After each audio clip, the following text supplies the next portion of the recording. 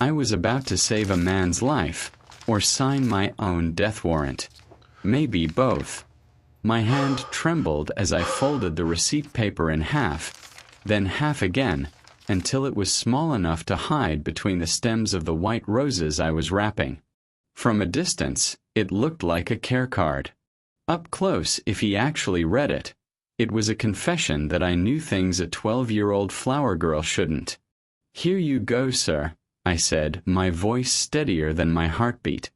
"Same arrangement as always." Enzo Barone didn't look at me. Not yet. His fingers brushed the cellophane as he reached for the bouquet, gold rings catching the afternoon light filtering through the shop windows.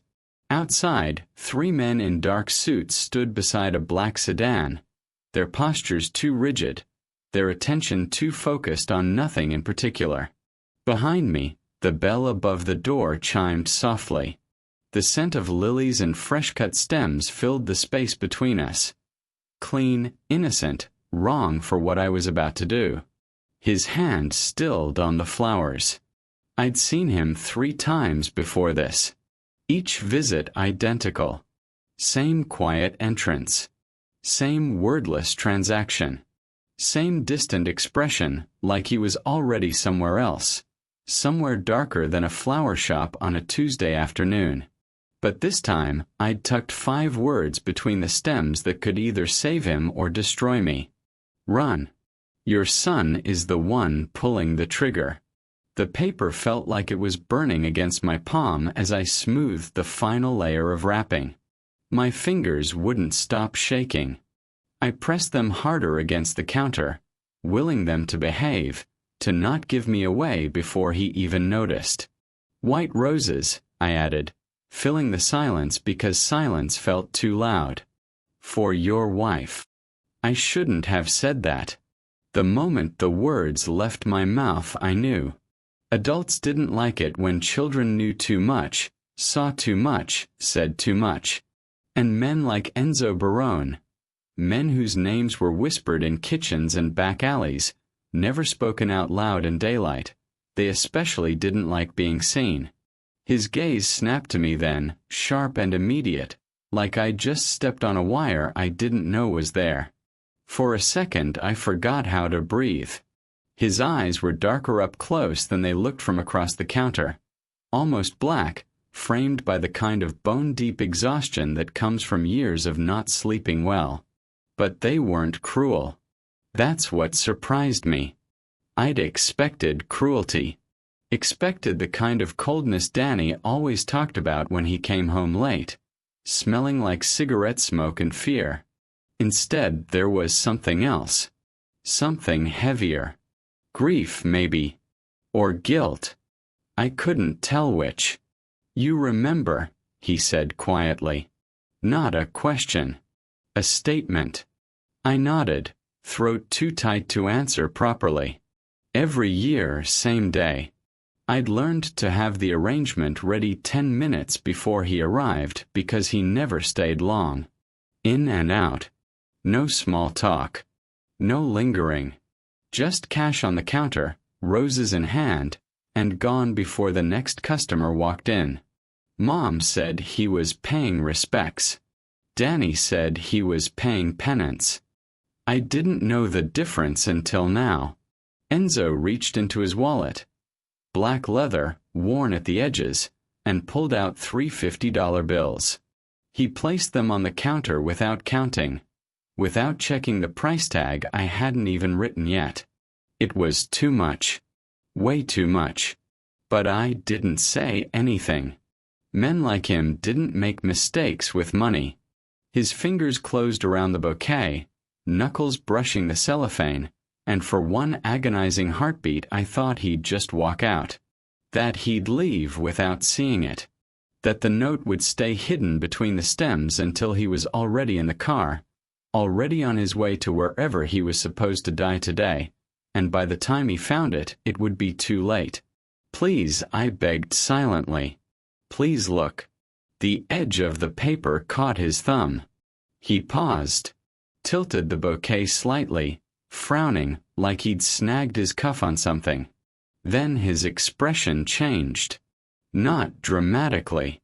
Not like in the movies, where everything stops and the music swells and you know exactly what the character is feeling. No. This was smaller. Quieter. The kind of change you only notice if you've spent your whole life watching adults for signs of anger, disappointment, danger. Because knowing when to speak and when to disappear is the difference between being ignored and being hurt. His jaw tightened. Just a fraction. His breathing slowed. His knuckles whitened around the stems. And I knew he'd found it. He pulled the note free with 2 fingers, casual, like it was just another receipt, another business card someone had tucked into a bouquet as a marketing gimmick. But his eyes scanned the words too fast for casual. Too focused. The fluorescent lights overhead buzzed. Somewhere in the back, the refrigerator hummed. A car horn honked outside, muffled and distant. And Enzo Barone stood perfectly still, reading 5 words I'd written in shaky block letters during my 10-minute break, crouched on the floor of the storage room with a pen I'd stolen from the register. Run. Your son is the one pulling the trigger. When he finally looked up, his expression was unreadable. Not angry. Not confused. Not dismissive. Just alert. Like a switch had been flipped somewhere inside him, and the man standing in front of me now was a different version of the one who'd walked in. What is this? His voice was soft. Dangerously soft. The kind of soft that made my stomach drop. I gripped the edge of the counter, fingers digging into the wood. It's the truth. The truth, he repeated slowly, like he was tasting the words, deciding whether to believe them. One of the bodyguards outside shifted. I saw it through the window, a subtle movement, hand reaching toward his jacket. Enzo raised his left hand, barely lifting it off the counter, and the guard froze mid-motion. He never even looked at him. Who told you to write this? Enzo asked, still watching me, still holding the note between 2 fingers like it might explode. No one. Then how do you know?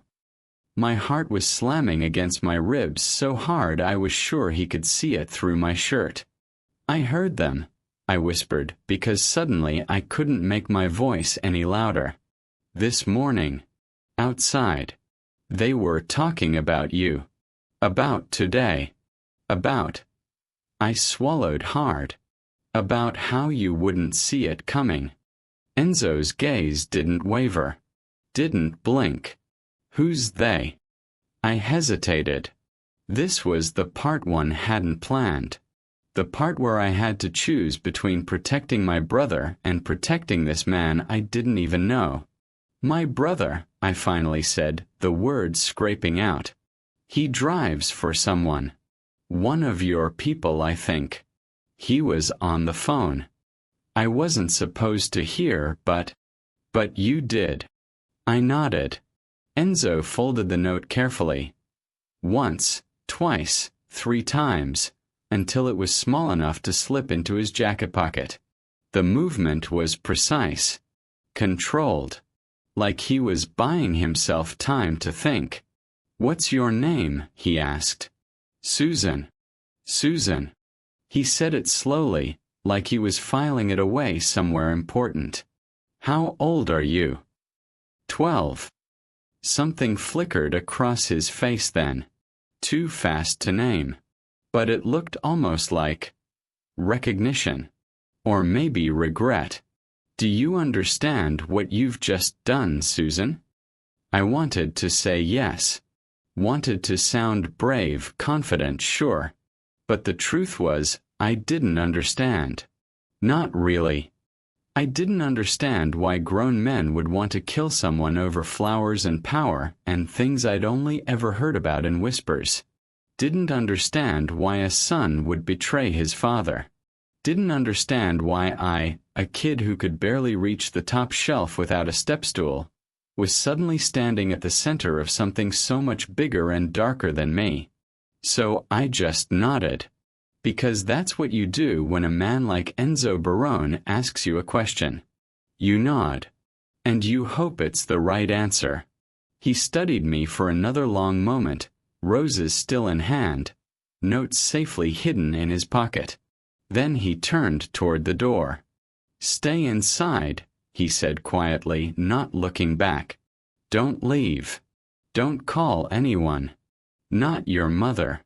Not your brother. No one." "Why?" The word slipped out before I could stop it. He paused, hand on the door handle, and glanced over his shoulder. And for the first time since he'd walked into the shop, I saw something other than control in his eyes. Fear. Real, raw, unguarded fear. "Because if you're right," he said, voice barely above a whisper, "then you just became the most dangerous person in this room." The bell chimed as he stepped outside. I stood frozen behind the counter, watching through the glass as Enzo said something sharp to his men. One of them immediately pulled out a phone, fingers moving fast across the screen. Another one scanned the street, eyes narrowed, hand hovering near his hip. Enzo walked toward the black sedan, but stopped 3 steps away from it. He looked at the car, then at his men, then back at the car, and I realized with a cold, sinking clarity that he was deciding whether to trust me, whether to believe that a 12-year-old girl with ink-stained fingers and a second-hand apron had just told him the truth about his own son. He turned, walked past the sedan entirely, and climbed into a different car, a silver one I hadn't even noticed parked 2 spaces down. One of the guards looked confused. Started to follow. Enzo waved him off. 30 seconds later, the silver car pulled away from the curb and disappeared down the street. The black sedan stayed exactly where it was. And as I watched it sit there, empty, waiting, patient, I felt something cold settle in my chest. Because I knew what Enzo knew now. That car was never meant to take him home. It was meant to take him to his grave. The bell above the door chimed again. I spun around, heart leaping into my throat. But it wasn't Enzo. It wasn't his guards. It was just Mrs. Chen from 2 blocks over, smiling her usual smile, asking about orchids for her daughter's birthday. And somehow that was worse. Because the world was still spinning. People were still buying flowers, still smiling, still moving through their lives like nothing had changed. Like I hadn't just rewritten the end of someone's story with 5 words on a piece of paper. I wrapped Mrs. Chen's orchids. I took her money. I said thank you, come again. And the whole time, my hands wouldn't stop shaking. Because somewhere out there, in a silver car I couldn't see anymore, Enzo Barone was reading my note again. Deciding what to do. Deciding whether to run. And I had no idea if I'd just saved his life. Or condemned us both. Mrs. Chen left with her orchids 3 minutes later. The bell chimed. The door closed. And I was alone again. Except I wasn't. The bell chimed a second time, softer, more deliberate, and when I looked up, Enzo Barone was standing in my doorway. He'd come back. My stomach dropped. "I need to ask you some questions," he said quietly, stepping inside. Not asking permission. Not waiting for an answer. Behind him, 2 of his guards followed. They didn't rush. Didn't draw weapons. Didn't even look threatening. They just moved. One positioned himself near the front door, hand resting casually on the handle. The other drifted toward the back hallway, the one that led to the storage room, the bathroom, the exit into the alley. Blocking. They were blocking every way out. I felt the air shift. Felt the space get smaller, tighter, like the walls had moved closer without me noticing. Enzo walked to the counter, hands in his pockets, posture relaxed. He looked like a man browsing flowers, deciding between tulips and daisies. Completely calm, terrifyingly calm. "Susan," he said, and the way he said my name made my skin prickle. "I need you to tell me exactly what you heard this morning." I gripped the edge of the counter, fingernails digging into the wood. "I already told you." "Tell me again." His voice didn't rise, didn't sharpen, but it wasn't a request. I swallowed hard, forcing myself to breathe, to think, to remember that crying wouldn't help. Crying never helped. Not with Danny's boss when rent was late. Not with the landlord when the pipes broke. Not with the kids at school who thought being poor was contagious. And definitely not now. "My brother," I started, hating how small my voice sounded. "Danny. He works as a driver. For someone in your organization." Enzo's expression didn't change. "Who?" "I don't know. He never says names. But this morning, he was on the phone. Outside by his van. I was in the storage room and I heard." "What did you hear?" "Exactly." I closed my eyes, pulling the memory back. The rough sound of Danny's voice. The way it cracked when he was nervous. He said, "Green light came from the top." His own son signed off. I opened my eyes, meeting Enzo's gaze. "Then he said you'd be here today. For the roses. That you always come alone." Enzo tilted his head slightly, studying me like I was a puzzle he couldn't quite solve. "What else?" There was another voice. On the phone. Older. He was speaking Italian, I think. I didn't understand most of it, but I hesitated. But I heard the pauses. The tone. Danny was scared. Scared of what? Of whoever he was talking to. Enzo's jaw tightened. Just barely. Just enough for me to notice. "Did your brother see you?" he asked. "Did he know you were listening?" "No." "You're sure?" "Yes." He was quiet for a moment, gaze never leaving my face, reading me the way I'd learned to read adults. Looking for cracks. Lies. Hesitation. "How long have you worked here?" he asked suddenly. The question caught me off guard. 2 years. Since I was 10. And in those 2 years, how many times have I come to this shop? I didn't have to think about it. 4 times. Including today. Always the same day. Yes. Always the same flowers. White roses. Never red. Wrapped plain. No ribbon. Something flickered across his face. Surprise, maybe, or something closer to respect. "You pay attention," he said softly. "I have to." "Why?" "Because adults don't listen to children unless children prove they're worth listening to. Because the only way to survive in a world that doesn't see you is to see everything." But I didn't say that. I just shrugged. Enzo leaned forward, elbows on the counter, close enough that I could smell his cologne. Expensive, woody, wrong for a flower shop. "Tell me about the car," he said. "What car?" "The one I was supposed to leave in. The black sedan. Did your brother mention it?" I shook my head. "No. He just said you'd come alone. That it would be clean." "Clean," Enzo repeated. He used that word specifically? Yes.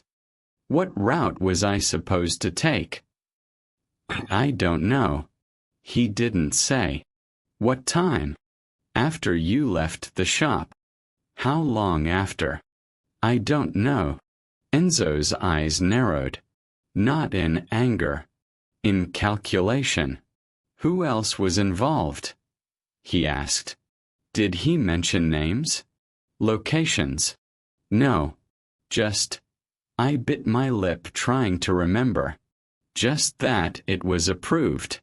From the top. That your son wanted it done right. The temperature in the room seemed to drop. Enzo straightened slowly, pulling his hands off the counter, and for the first time since he'd walked back in, I saw something crack in his composure. Not fear. Not anger. Something worse. Certainty. He believed me. And that scared him more than not knowing. How old are you again?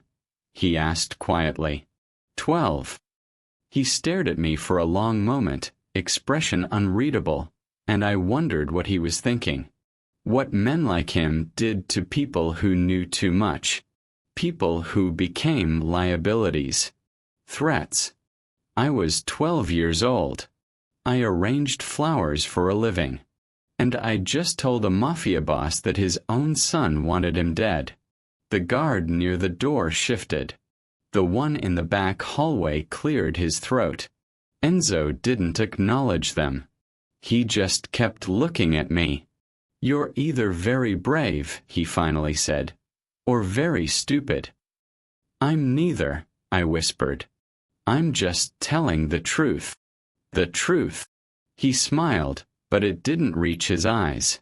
The truth gets people killed, Susan.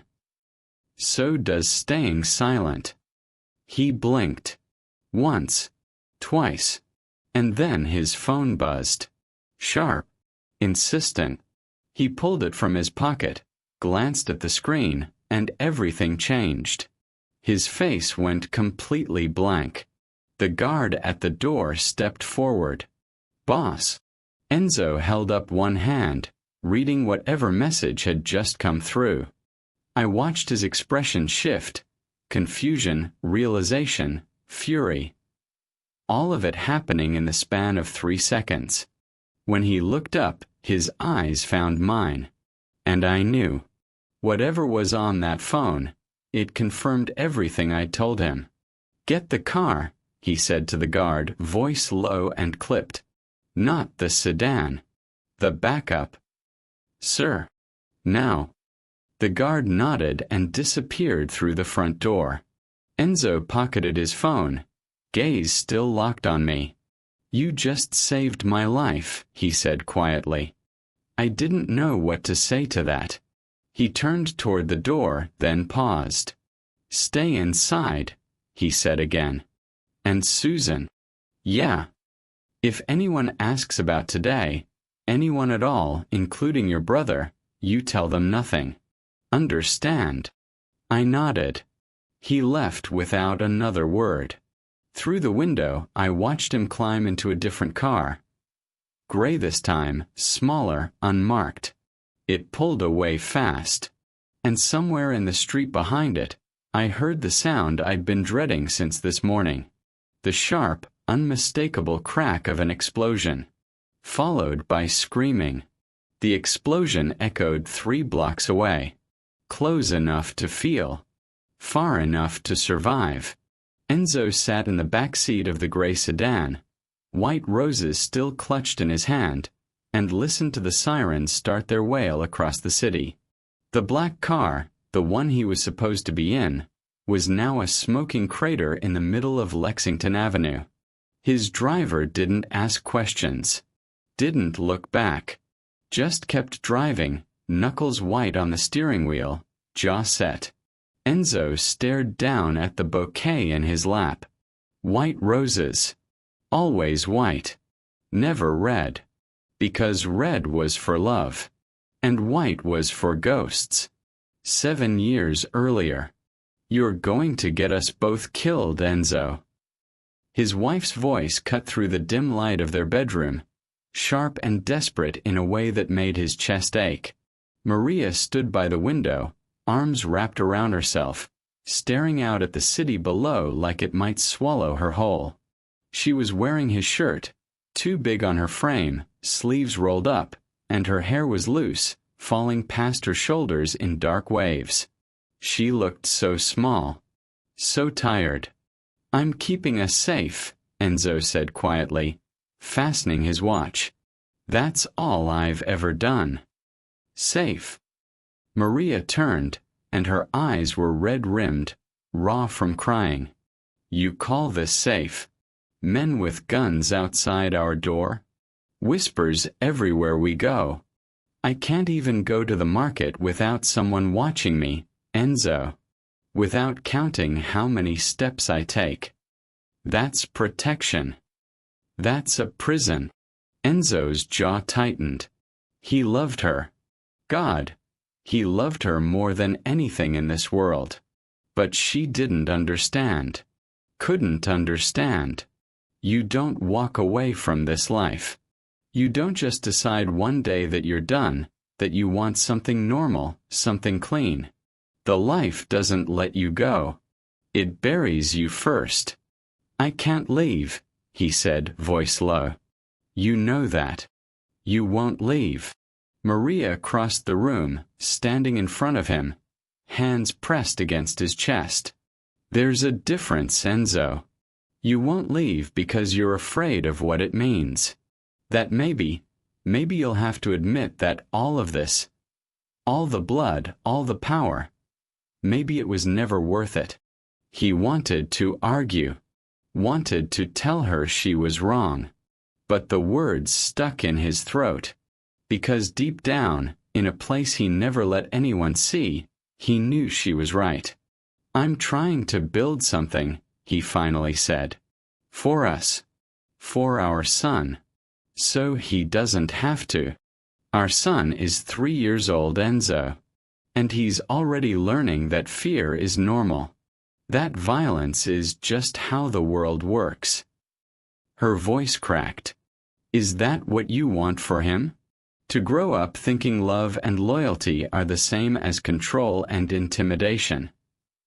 Enzo pulled her close, burying his face in her hair, breathing in the scent of lavender and warmth and everything good he didn't deserve. "I'll fix it," he whispered. "I promise. Just give me time." Maria pulled back, cupping his face in her hands, searching his eyes for something. Hope, maybe, or truth. "Time," she repeated softly. "That's all you ever ask for. But time is running out, Enzo. I can feel it." She kissed him then. Slow. Desperate. Like goodbye. 2 days later, the car exploded. Enzo was supposed to be driving it. He'd told Maria to take a cab to her sister's. Told her he'd handle the errands that morning. Told her to stay inside where it was safe. But Maria hated feeling caged. So she'd taken his keys. Taken his car. And when the ignition turned, the bomb that was meant to kill Enzo Barone killed the only person who'd ever believed he could be something more than a monster.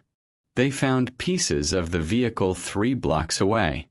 They found her wedding ring in the rubble. They never found enough of her to bury. Enzo blinked, pulling himself back to the present. The roses in his hand were wilting at the edges, petals soft and fragile. Every year, on the anniversary of her death, he bought white roses. Not because she liked them, but because they reminded him of what he'd lost, of what he'd destroyed by being too proud, too stubborn, too afraid to walk away when she'd begged him to. The flowers weren't a memorial. They were a punishment, a reminder that he didn't deserve peace, didn't deserve forgiveness, didn't deserve to move on. His phone buzzed again. Another message. Another confirmation. The hit had been authorized using his son's personal code. His son. The boy Maria died protecting. The boy Enzo had raised to be strong, powerful, untouchable. The boy who'd just tried to kill him. Enzo closed his eyes, and for a moment, all he could see was Susan Lewis. 12 years old. Small. Quiet. Observant. Too young to be involved in this world. Too smart not to see what was coming. She reminded him of someone. Of the innocence he'd lost. The goodness he'd buried beneath years of blood and lies and justifications. Maria used to look at him the way Susan had looked at him today. Not with fear. Not with awe. But with something worse. Expectation. Like she believed, against all evidence, against all logic, that he could still choose to be better. And Maria had died believing that lie. Enzo wouldn't let it happen again. "Pull over," he said quietly. The driver glanced at him in the rearview mirror. "Boss." I said, "Pull over."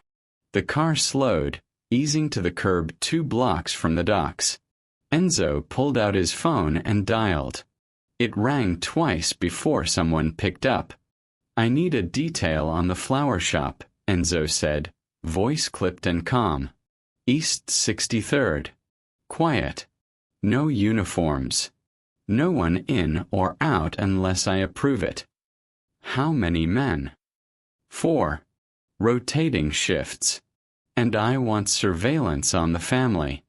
Brother works as a driver. Find out for who. I want names, routes, contacts. Everything." "Understood. What's the threat level?" Enzo looked down at the roses, at the note still folded in his pocket, at the 5 words a child had written to save his life. "Run. Your son is the one pulling the trigger." "Hi," he said quietly. "The girl knows too much. If word gets out that she warned me." He didn't finish the sentence. He didn't have to. In his world, loose ends didn't stay loose for long. They got tied up. Or cut off. But as Enzo hung up the phone, staring out at the city that had taken everything from him, he realized something. He didn't want Susan Lewis to end up like Maria. Collateral damage in a war she never asked to fight.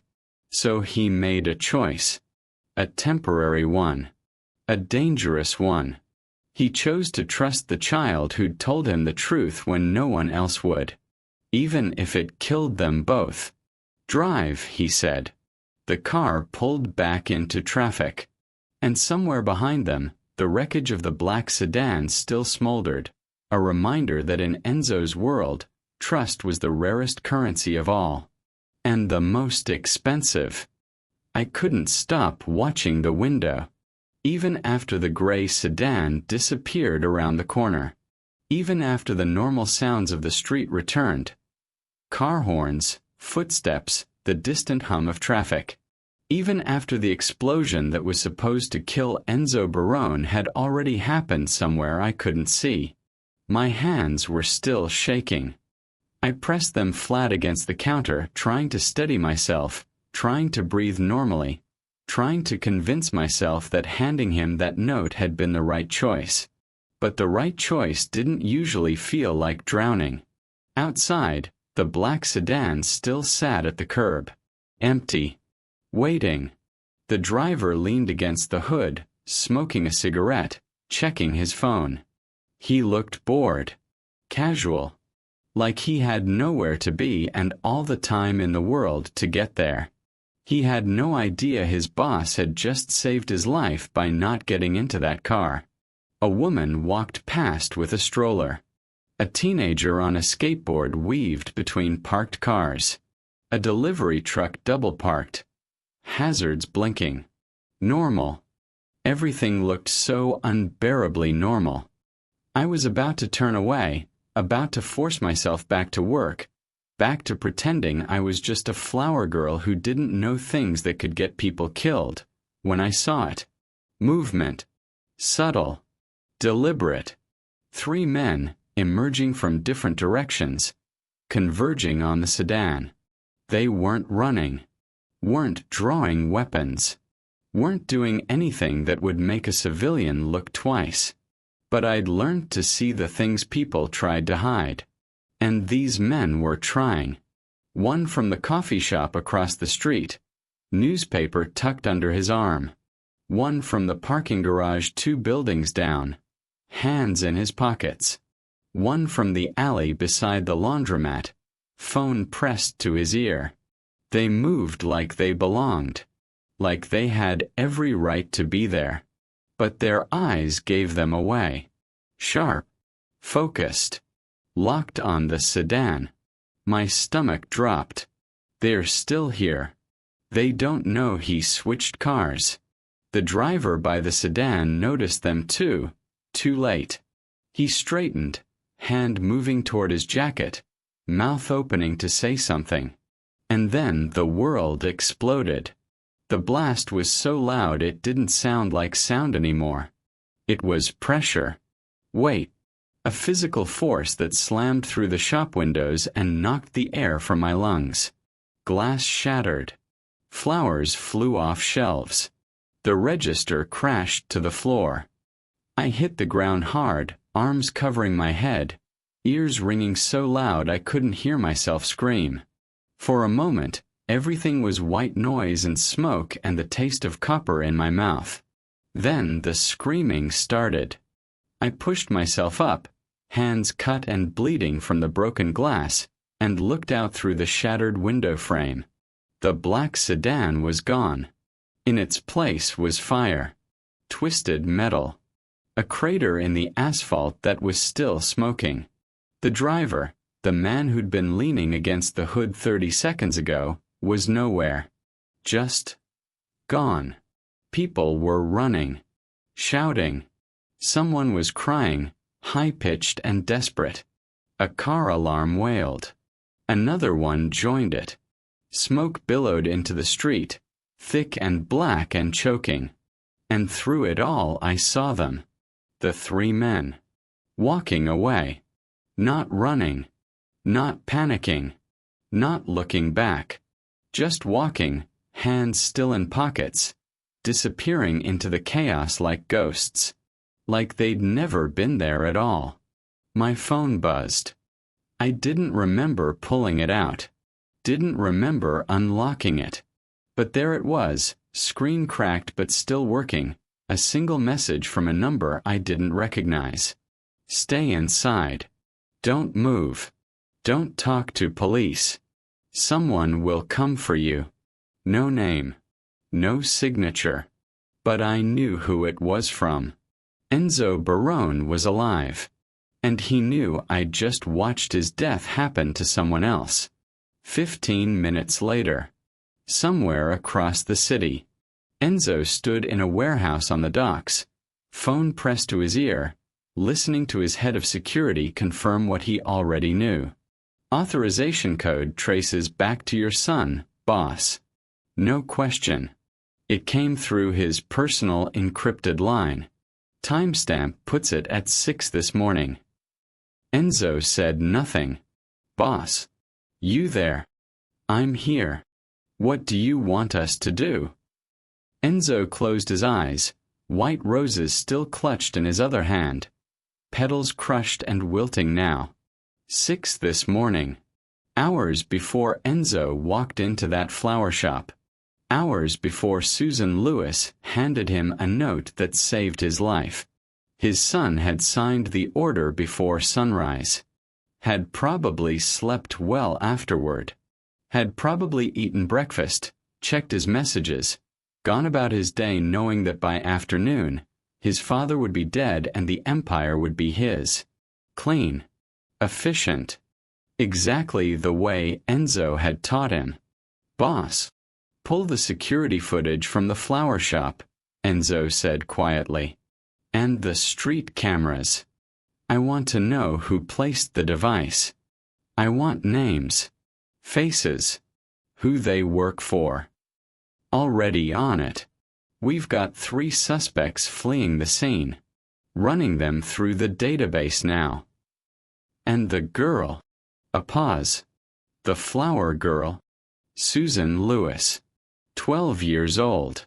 Works at her mother's shop. Brother's a driver. Enzo's voice hardened. I want protection on her. Immediately. Anyone tries to get near her, you shut it down. Quietly. Understood. What about your son? Enzo opened his eyes, staring at the roses in his hand. The flowers he bought every year to punish himself, to remember what happened when you chose power over the people you loved. Maria had died because of his choices, because he'd built an empire on blood and lies and told himself it was for her, for their son, for their future. But empires don't protect anyone. They devour. And now the boy he'd raised, the heir he'd groomed, the son he'd trusted with everything, had decided his father was just another obstacle to remove, another target, another body. Enzo had taught him that, had shown him year after year, that loyalty meant nothing if it got in the way of power. And his son had learned the lesson perfectly. Boss, what do you want me to do about?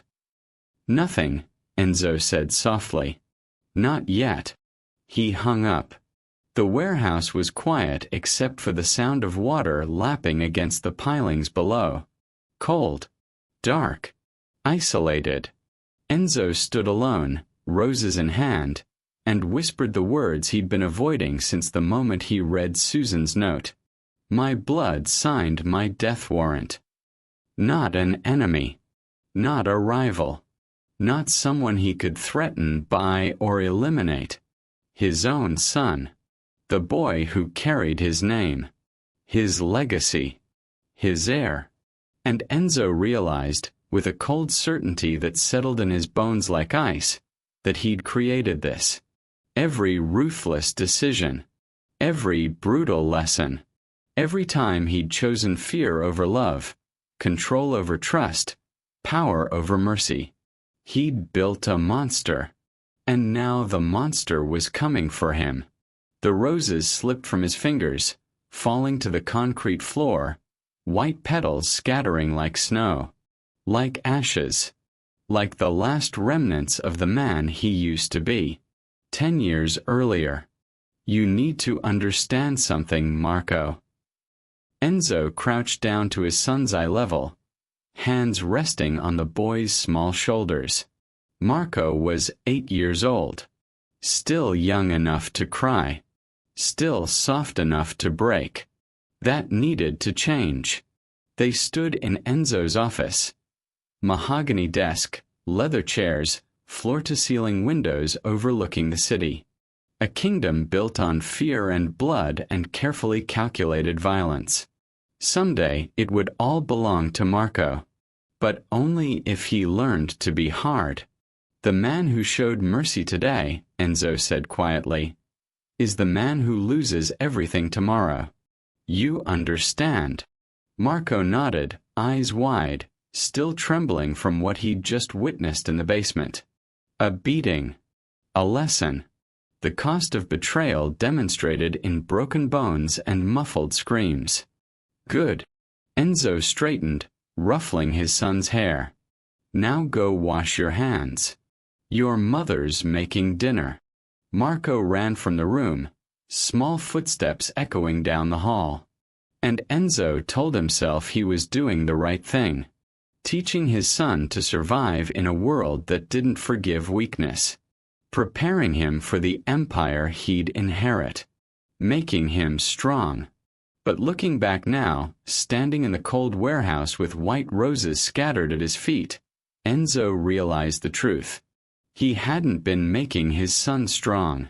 He'd been making him cruel. The memories came faster now. Harder. Marco at 10, watching Enzo negotiate a deal that ended with a man begging for his life. Enzo had let the man live, shown mercy because the debt was paid, because enough blood had been spilled. Marco had looked at him afterward with something close to disappointment. You let him go, he'd said. He learned his lesson. But now he knows you're soft. Enzo had laughed it off, told himself it was just a phase, that Marco would understand when he was older. But he never did. Marco at 13, asking why Enzo still visited his mother's grave. "She's dead," Marco had said, voice flat, emotionless. "She can't hear you. Can't help you. What's the point?" "It's called respect," Enzo had replied, anger flashing hot and quick. "Something you need to learn. Respect for the dead won't keep us alive." And Enzo had seen it then, just a flicker, just a glimpse of the man his son was becoming. Cold, calculating, efficient, everything Enzo had trained him to be, and nothing like the boy Maria had wanted him to raise. Marco at 16, eliminating a rival's lieutenant without asking permission, without hesitation. It was necessary, Marco had said when Enzo confronted him. He was planning to move against us. "I handled it. You handled it." Enzo's voice had been dangerously quiet. "You don't make those calls without clearing it with me first." "Why?"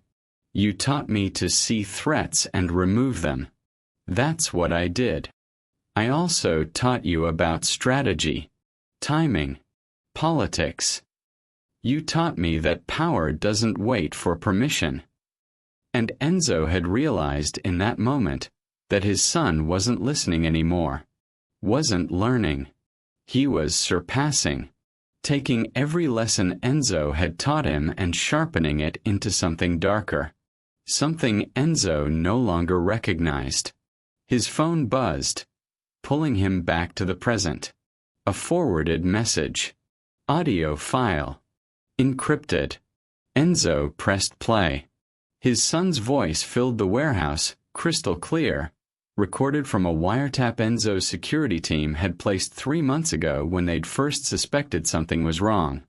"He's obsolete," Marco was saying, voice casual, almost bored. "Still clinging to the old ways. Rituals. Sentimentality. Visiting graves like it changes anything." Another voice responded, older, deferential. "He's still your father. He's a liability. No hesitation. No conflict. Just cold certainty. This empire was built on strength, and he's grown weak. The moment you start caring about people, about anything other than power, you've already lost. And if the hit fails?" "It won't. I've planned for every variable. By tomorrow evening, my father will be dead, and everyone will believe it was a rival family. Clean. Efficient. No blowback. Silence." Then Marco's voice again, quieter now, almost thoughtful. "He taught me everything I know. Taught me that mercy is weakness. That loyalty only matters if it serves you. That love makes you vulnerable." A bitter laugh. "He just didn't realize he was teaching me to see him the same way he sees everyone else, as a means to an end, and when the means becomes an obstacle." The recording ended. Enzo stood frozen, phone trembling in his hand. Mercy is weakness. Love makes you vulnerable. A means to an end. His own words, his own philosophy, echoed back to him in his son's voice. The Empire hadn't just created this betrayal. Enzo had. Every lesson, every demonstration, every time he'd chosen power over humanity, fear over love, control over trust. He'd built a perfect heir, and the heir had learned too well. Another message came through. This one from his head of security. "We have a problem. Someone's asking questions about the flower girl. Word's spreading that she warned you. If your son finds out she's the reason you survived." Enzo didn't need to read the rest. He already knew. Susan Lewis was 12 years old. She'd saved his life with 5 words on a piece of paper.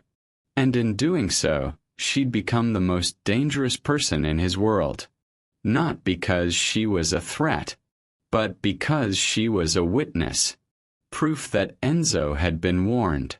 That someone had helped him. That the hit had failed because of her.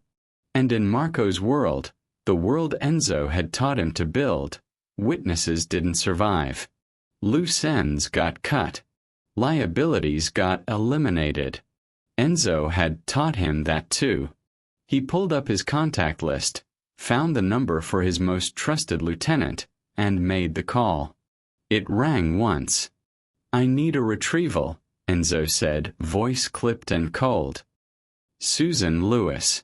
Flower shop on East 63rd. Bring her to the safe house. Use the secondary team, no one from the main detail. And I want her brother picked up too. Quietly. No flags. No witnesses. What's the threat level?" Enzo closed his eyes.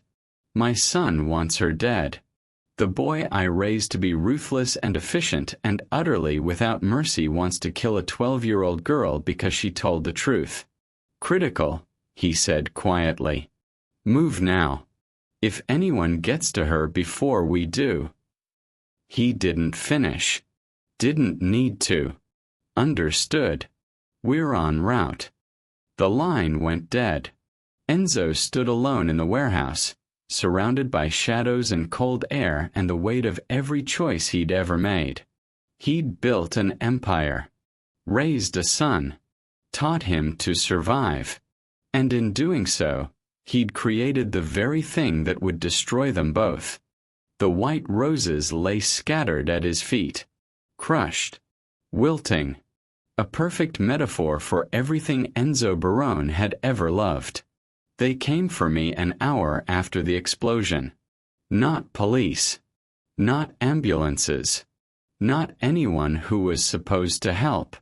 Just two men in dark suits who walked through the shattered front door of the flower shop like they owned it, surveyed the broken glass and overturned shelves, and locked eyes with me. "Susan Lewis?" The taller one asked. I nodded, still crouched behind the counter, hands bleeding, ears still ringing from the blast. "You need to come with us." I can't. My mom. Your mother's been notified.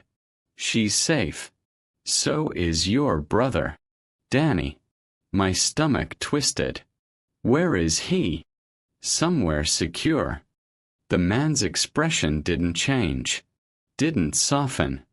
"We don't have time for questions. There are people looking for you. Bad people. And if we don't move now, they'll find you first." I stood slowly, legs shaking, still clutching a shard of broken glass I didn't remember picking up. Why would anyone be looking for me? The shorter guard glanced at his partner. Something passed between them. Something that made my blood run cold. "Because you know too much," he said simply. "Let's go." They put me in the back seat of a black SUV with tinted windows. No explanation. No reassurance. Just silence and the steady hum of the engine as we drove through streets I didn't recognize, taking turns that felt deliberate, designed to confuse. I pressed my face against the window, trying to memorize landmarks, street signs, anything that would tell me where they were taking me. But everything blurred together. "Where's my brother?" I asked again, voice smaller than I wanted it to be. "Safe house," the driver said without looking back. "Different location. Protocol. Why can't I see him?" No answer. My chest tightened. I couldn't breathe right. Couldn't think straight. This is my fault. The thought crashed into me like a wave. I handed Enzo that note. I told him the truth. And now Danny's in danger. Mom's in danger. Everyone's in danger because I couldn't just stay quiet. My hands curled into fists, nails digging into my palms. I should have thrown the note away. Should have pretended I didn't hear anything. Should have let Enzo Barone walk into that car and... No. I couldn't think like that.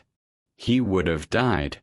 But so many other people might die now because I'd saved him. The weight of it pressed down on me, suffocating and relentless.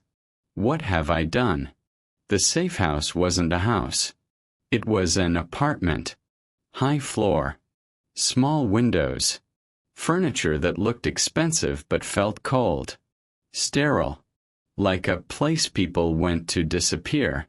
Stay here, the taller guard said, gesturing to the couch. Don't leave. Don't open the door for anyone except us. Don't use your phone. I don't have my phone. Good. They left me alone. The door locked with a heavy click that sounded too final. I stood in the middle of the room, surrounded by unfamiliar walls, and felt the silence press in from all sides. For the first time since this morning, I let myself cry. Hours passed. Maybe 3. Maybe 5. No one came. No food. No water. No explanation. Just the hum of the air conditioning and the distant sound of traffic below. I sat on the couch, arms wrapped around my knees, staring at the door. Waiting. Enzo protects her. Not out of kindness, but debt. The thought settled in my mind, cold and clear. He didn't bring me here because he cared. He brought me here because I was useful. Because I'd saved his life, and now he owed me. But debts get paid. And after that, after he no longer needed me, I pushed the thought away, forced myself to breathe, to stay calm. Danny's okay. Mom's okay. They said so. But what if they lied? Voices drifted through the wall. Low. Urgent. I pressed my ear against the plaster, straining to hear. Moving faster than we anticipated, a man's voice said. Familiar. One of the guards from earlier. The sun's accelerating. He knows the hit failed. Knows someone tipped off his father. Does he know about the girl? Silence. Then, not yet. But he's asking questions. Running checks on everyone who had contact with Enzo today. It's only a matter of time. My heart stopped. What about rival factions? 3 families already making moves. They smell blood in the water. If Enzo and his son go to war, everyone's going to try to capitalize. The Russos, the Calabrias, even the Chinese syndicate on the East Docks, they're all circling. So it's chaos. It's worse than chaos. It's opportunity. Another pause. And the girl. I held my breath. Boss says keep her safe. For now. For now, the second voice repeated slowly. What happens when she's not useful anymore? Same thing that happens to everyone who knows too much. My stomach dropped. You really think he'll go through with it? She's a kid. She's a liability. And in our world, liabilities don't get second chances. Not even 12-year-old ones. Footsteps moved closer to the wall. I jerked back, pulse hammering. He's sentimental about her, the first voice continued. Reminds him of his wife or something. That's the only reason she's still breathing. But sentiment doesn't last. Especially not when the stakes get this high. How long do we keep her here? Until Enzo decides what to do with her. Or until his son finds her first. And if the son finds her? The silence that followed was answer enough. I backed away from the wall, legs trembling, mind racing. Until she's not useful anymore. Liabilities don't get second chances. Until his son finds her first. I'd thought handing Enzo that note was the dangerous part. I'd thought surviving the explosion was the hard part. But standing in this cold, sterile apartment, Listening to men discuss my life like it was a problem to be solved, I realized the terrifying truth. The danger wasn't behind me. It was just beginning. And the only thing keeping me alive was the thin thread of Enzo Barone's guilt. A thread that could snap at any moment. I sank onto the couch, wrapping my arms around myself, and whispered the question I already knew the answer to. What happens when he doesn't need me anymore? Through the wall, the voices continued, low and clinical, discussing strategies and contingencies and the precise value of a 12-year-old's life. And I realized with bone-deep certainty that I'd traded one death for another. I'd saved Enzo Barone. But no one was coming to save me. The meeting was set for midnight. Neutral ground.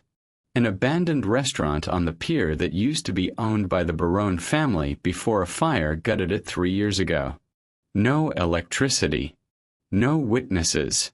Just empty tables covered in dust and the smell of salt water drifting through broken windows. Enzo arrived first. He came alone like Marco had demanded. No guards outside. No backup waiting in the shadows. No wire. No weapon. Just a father walking into the dark to face his son. The door creaked open. Marco stepped inside, silhouetted against the streetlights behind him. Tall, broad-shouldered, 25 years old and already carrying himself like a king surveying his kingdom. He looked so much like Enzo at that age it was almost painful. Almost. "You came," Marco said, closing the door behind him. His voice was calm, measured, like they were meeting for dinner instead of a reckoning. "You asked me to. I expected you to send someone to kill me instead." Enzo's jaw tightened. "I'm not here to kill you." "No." Marco walked deeper into the restaurant, hands in his pockets, completely relaxed. "Then why are you here, father?" The way he said father, with just enough emphasis to make it sound like a title rather than a relationship, sent ice through Enzo's veins. "I'm here," Enzo said quietly, "to understand." Marco laughed. Short, sharp, without humor. "Understand what?" "Why I tried to kill you." He stopped in the center of the room, moonlight cutting across his face. "I would have thought that was obvious. Enlighten me." "You're obsolete." The word landed like a slap. Enzo didn't flinch, didn't react, just kept his gaze locked on his son, waiting. Marco circled him slowly, predator assessing prey. "You've gone soft," Marco continued. "Visiting graves. Buying flowers. Clinging to rituals that mean nothing. You spend more time mourning the dead than protecting the living. Your mother is dead." Marco's voice didn't rise, didn't crack. "She died because you were weak, because you hesitated, because you let emotion cloud your judgment, and you've been punishing yourself ever since instead of learning the lesson." "And what lesson is that?" Marco stopped directly in front of him, close enough that Enzo could see the cold calculation in his eyes, the complete absence of doubt. "That power doesn't forgive sentiment," Marco said softly. "That the moment you start caring about anything other than survival, you've already lost. You taught me that. Remember." Enzo did remember. He remembered every lesson, every demonstration, every time he'd shown Marco that strength meant eliminating weakness before it could destroy you. "I taught you to be smart," Enzo said. "Not cruel. There's no difference. Not in this world. There is. You just don't see it anymore." Marco tilted his head, studying his father like he was a puzzle with a missing piece. "Do you know what your problem is?" he asked. You think there's still a line. Some boundary you won't cross. Some part of yourself you can protect from what we do. But there is no line, Father. There never was. This life doesn't let you be half in and half out. It takes everything. And you either accept that, or what? Or you end up dead, replaced by someone who understands the rules better than you do. The silence stretched between them, heavy and suffocating. Someone like you, Enzo said finally. Exactly. No hesitation. No regret. No conflict. Just cold, absolute certainty. You don't even feel guilty, Enzo whispered, more to himself than to Marco. Do you? Guilty? Marco's expression didn't change. Why would I feel guilty? You taught me how power works. I just learned faster. There it was. The truth Enzo had been avoiding since the moment Susan Lewis handed him that note. His son wasn't broken. He was perfected.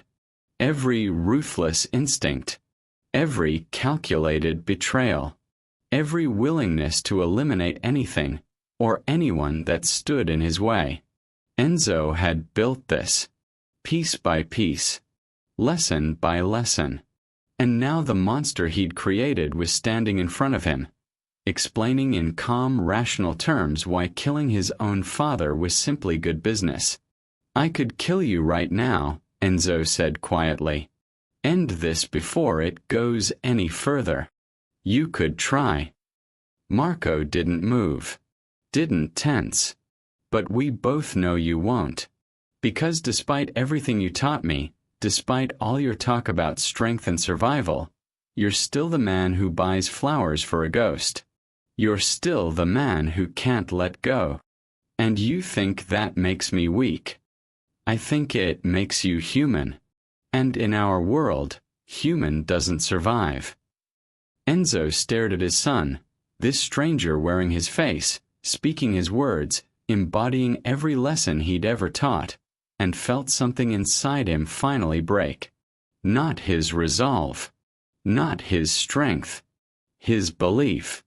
The belief that any of this, the empire, the power, the legacy, had ever been worth it. You're right, Enzo said softly. Marco's eyes narrowed. About what? I did teach you how power works. I showed you that fear is more reliable than love. That loyalty is just leverage. That mercy is weakness.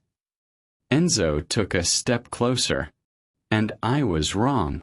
For the first time, something flickered across Marco's face. Confusion. Uncertainty. What are you talking about? I built an empire, Enzo continued, voice steady and cold and final.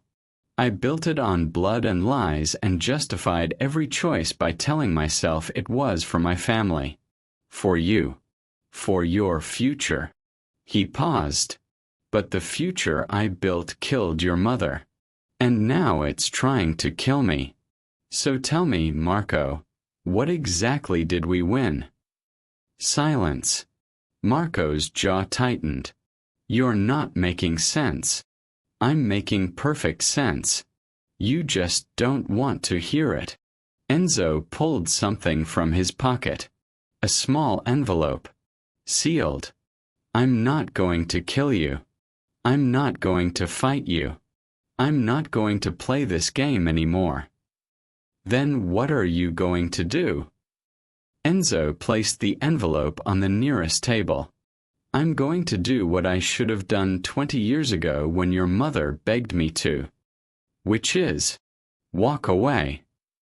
Marco stared at him, then at the envelope, then back at his father. Walk away, he repeated slowly, like the words were a foreign language. From everything. From everything. You're bluffing. I've never been more serious in my life. The silence that followed was different now. Heavier. Charged with something neither of them could name.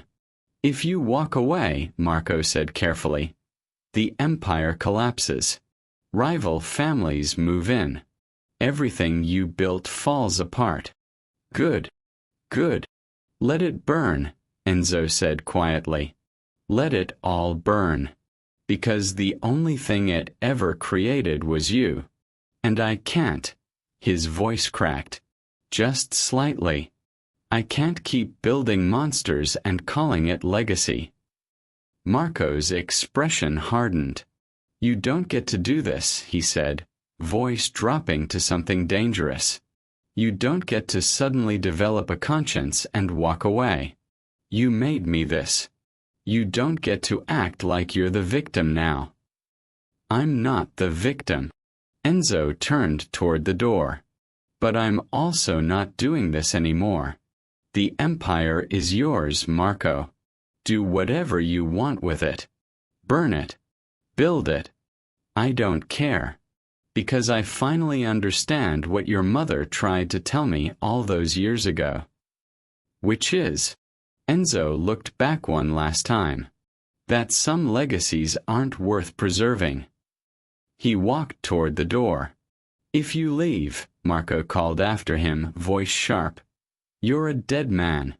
I can't protect you if you're not part of this anymore. Enzo stopped. Didn't turn around. I know. Then why are you doing this? For a moment, Enzo said nothing. Just stood there in the darkness, hand on the door, thinking about white roses and flower shops and a 12-year-old girl who'd been brave enough to tell him the truth. Because someone reminded me, he said quietly, that even monsters can choose to stop. He opened the door and walked out into the night. Behind him, Marco stood alone in the empty restaurant, staring at the envelope his father had left behind. Inside were coordinates, bank accounts, encrypted files, everything Marco would need to destroy the empire from the inside, and a single handwritten note. You were right. I did teach you how power works. Now I'm teaching you what it costs. It took Enzo Barone 72 hours to destroy what he'd spent 30 years building. 3 days. That's all it took to dismantle an empire. Hour 1. The first leak hit the FBI's anonymous tip line at 2:47 a.m. Detailed financial records. Shell companies. Money laundering routes. Names, dates, transactions. Everything meticulously documented and impossible to ignore. By sunrise, federal agents were already mobilizing.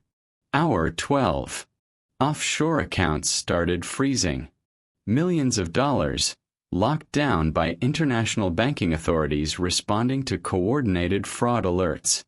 Money that had been carefully hidden, carefully protected, suddenly inaccessible. Marco's lieutenants started making panicked calls. No one could reach Enzo. Hour 24. The second leak was worse. Testimonies, recordings, evidence of murders, extortion, racketeering. All of it sent to multiple law enforcement agencies simultaneously. State police, federal prosecutors, even Interpol. And the sources were impeccable, because they came from inside, from Enzo's own encrypted files, from the man who'd built the system and knew exactly how to collapse it. Hour 48. The betrayals started cascading. Partners turned on each other. Old alliances fractured. Rival families, sensing weakness, moved in like sharks circling blood in the water.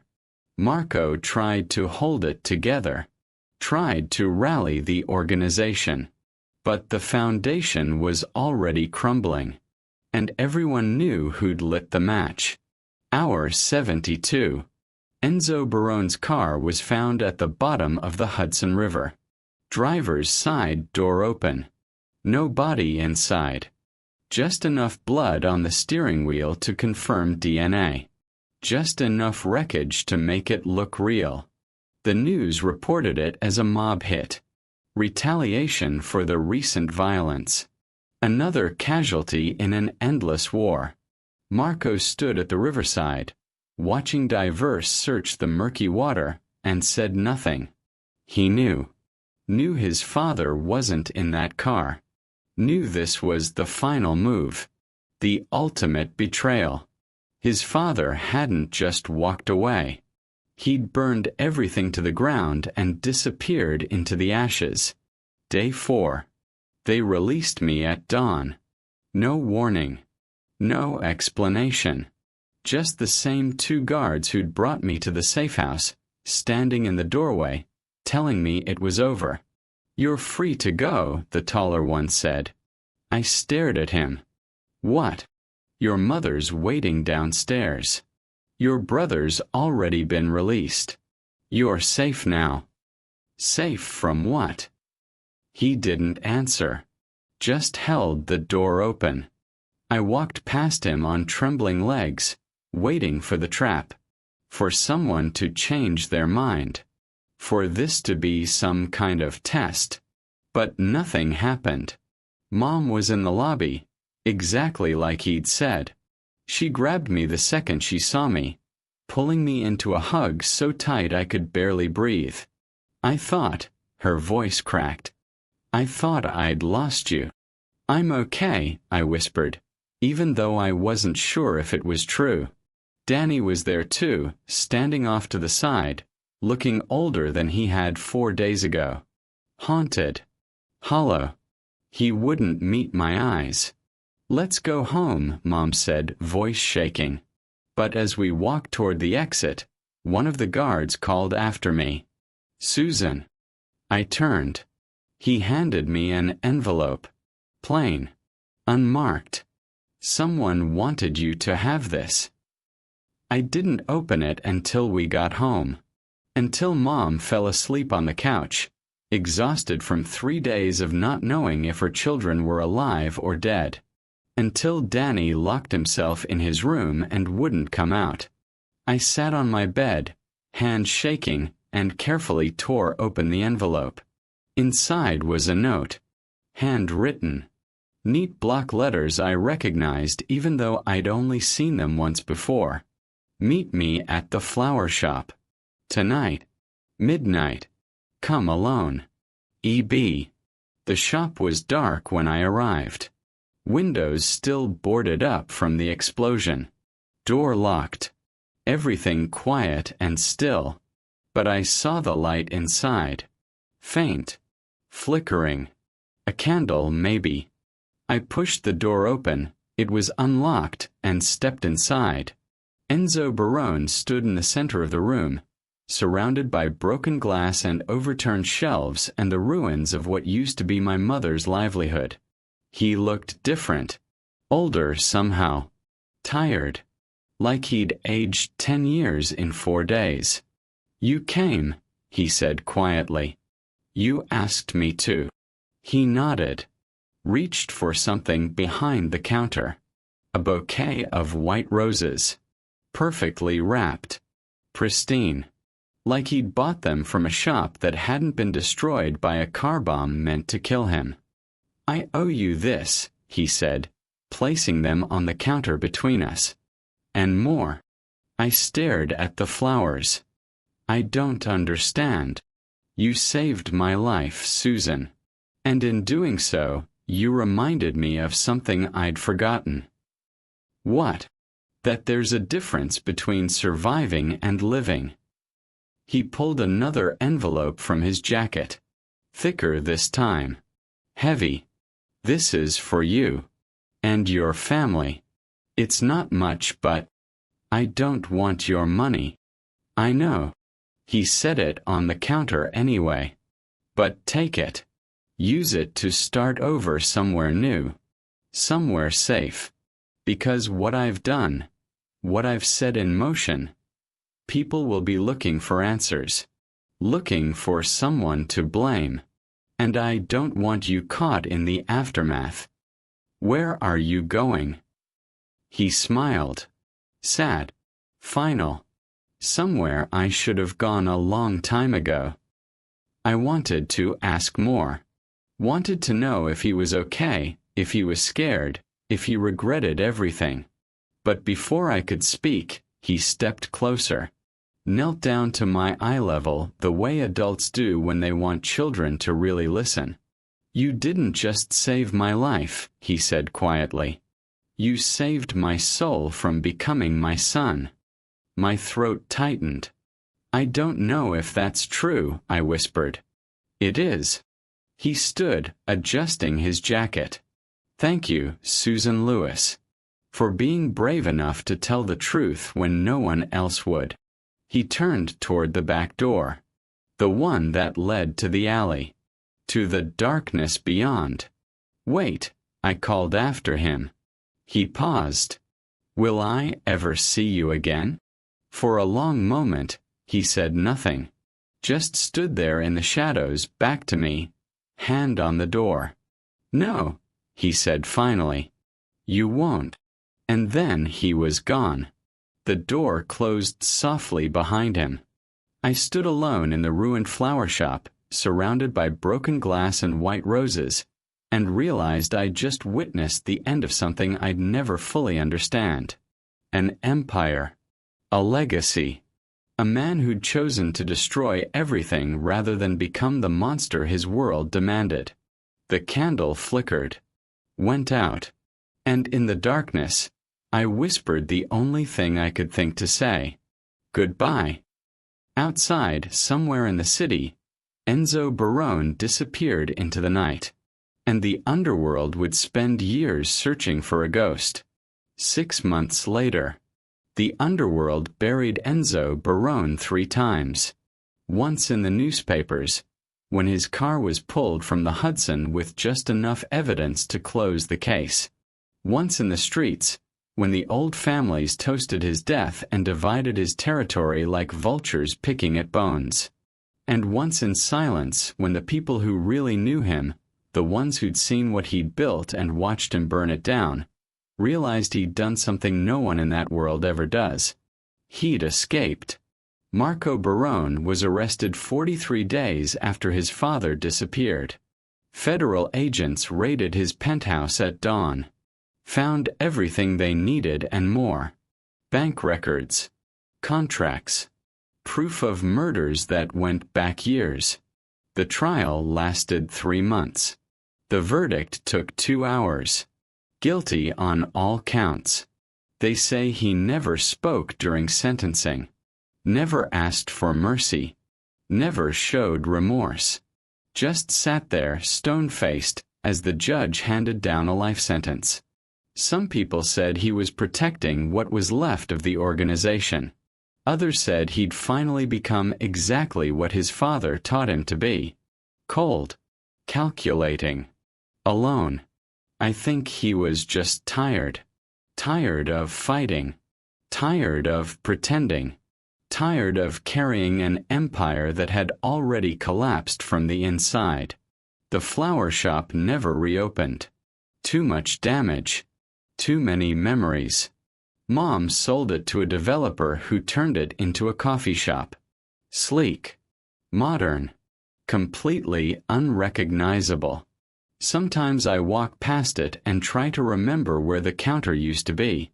Where I stood when I handed Enzo that note. But the geography is all wrong now. The ghosts don't fit anymore. We moved 3 weeks after everything ended. Across the city. New neighborhood. New apartment. New school. Mom used the money Enzo left us, though she never asked where it came from, and I never told her. Some secrets are heavier when you share them. Danny got a job at a warehouse. Legal. Boring. Safe. He doesn't talk about what happened. Doesn't mention the men he drove for or the conversations he overheard or the fact that his little sister saved a mafia boss's life with 5 words on a piece of paper. We exist around the truth now, dancing along its edges without ever stepping directly on it. It's easier that way. My new school is smaller, quieter. No one knows who I am or what I did, or that for 4 days I was the most dangerous person in a criminal empire. I'm just Susan, the girl who sits in the back, the girl who keeps to herself, the girl who always notices things other people miss. Some habits don't break. I kept one of the roses. The white ones. Enzo brought that last night at the shop. I pressed it between the pages of my English literature textbook. Carefully. Deliberately. It's brittle now. Brown at the edges. Petals thin as paper. But it's there. A reminder. Sometimes I take it out. Hold it up to the light. Try to remember what it felt like to be 12 years old and terrified and absolutely certain that staying silent would hurt more than speaking up. I wonder if Enzo kept his promise. If he really disappeared. If somewhere, in some quiet place far from the violence and blood and betrayal, he found whatever peace men like him are allowed to find. I hope he did. I hope he's buying flowers for someone who's still alive to receive them. They never found his body. The FBI officially closed the case after 6 months, listed him as deceased, added his name to the long roster of mobsters who met violent ends. But I know better. I know the difference between a man who dies and a man who chooses to vanish. And Enzo Barone? He vanished. Last week, a letter arrived at our apartment. No return address. Postmarked from somewhere in Europe I'd never heard of. Inside was a single pressed flower, a white rose, and a note in neat block letters. Thank you for teaching an old monster new tricks. Live well. Ghost. I showed it to no one. Just tucked it away with my own pressed rose. 2 flowers. 2 lives that collided for 4 impossible days and changed everything. People ask me sometimes if I regret it. Handing him that note. Getting involved. Putting my family in danger for a man I didn't even know. And the truth is, I don't know. Regret is complicated when the alternative was letting someone die. Even someone whose hands weren't clean. Even someone who'd built an empire on fear and blood and broken promises. Because here's what I learned in that flower shop, surrounded by white roses and shattered glass and the weight of choices too big for a 12-year-old to carry. Some warnings don't come from guns. They come from children brave enough to speak. And sometimes, just sometimes, those warnings are enough to stop the bullet before it's fired. To change the trajectory of a life that seemed destined to end in violence. To remind a monster that monsters can choose to stop. I press the textbook closed, the rose safely hidden between pages about heroes and villains and the thin lines that separate them. And I whisper the truth I've carried since that afternoon when I folded a note and slipped it between flower stems. I would do it again. Even knowing everything that came after. Even understanding the cost. I would do it again. Because silence isn't safety. It's just another kind of death. And I refuse to die quiet. Thanks for watching till the very end. If this story moved you, hit like, subscribe, and share your thoughts in the comments. I'll be dropping another unforgettable story tomorrow, so make sure you don't miss it.